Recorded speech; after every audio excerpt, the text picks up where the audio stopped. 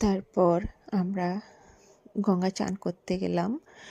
দেখো প্রচুর পরিমাণে লোক, প্রচুর লোক, মানে সবাই গঙ্গায় নেমেছে চান করার জন্য। এই সুচিত্রা দিদি ছুটছে গঙ্গায় চান করার জন্য। আমাকে বলল তুই ভিডিও বানা, তুই পরে চান করবি, আগে আমরা চান করে নিই।